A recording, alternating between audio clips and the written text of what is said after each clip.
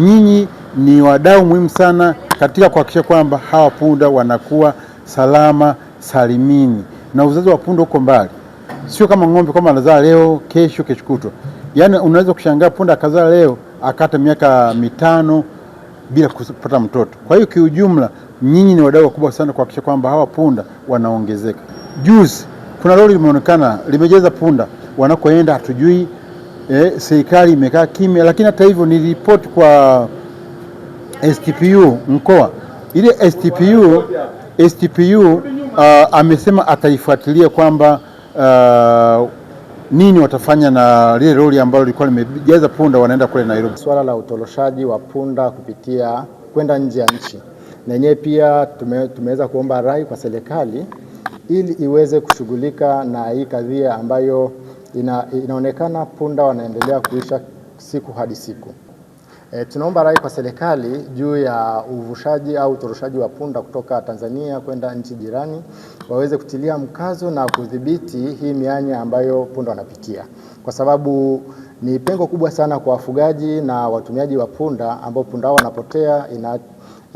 Inaleta effect kubwa kwa wale ambao wanategemea huyu punda, hasa kwa upande wa uchumi. Inasababisha uchumi kudorora. Naitwa Justin Kimanga, ni daktari wa mifugo kutoka Wizara ya Mifugo na Uvuvi. Niko kituo cha uchunguzi wa magonjwa ya mifugo cha Kanda Kaskazini. Kuna hatua kadhaa ambazo serikali imechukua. Serikali ilikwisha kutoa tamko la kuzuia utoroshwaji ama kuzuia biashara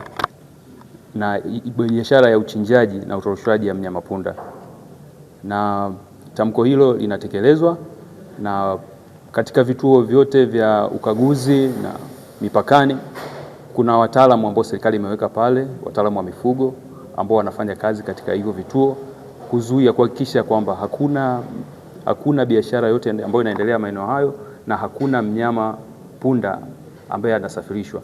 Vivyo hivyo hakuna kibali ambacho kinatolewa na wataalamu wa mifugo hao kusafirisha mnyama punda nje ya nchi yetu. Kwa sasa serikali iko na kampeni ya chanjo na utambuzi kwa mifugo ya ng'ombe, kondoo na mbuzi, ambapo zoezi hili la utambuzi linasaidia kupata takwimu za idadi ya hiyo mifugo, na tumepokea mapendekezo kutoka kwenye warsha ya leo kwamba ili tuwe na takwimu sahihi ambazo za wakati huu za mnyama punda, inabidi tumuhusishe ama tumuingize mnyama punda pia katika hili zoezi la utambuzi. Kwa hiyo tumepokea hayo maoni, nasi tutawasilisha kwa viongozi wetu ili tuweze kumuingiza mnyama punda katika zoezi la utambuzi ili tuwe na takwimu sahihi.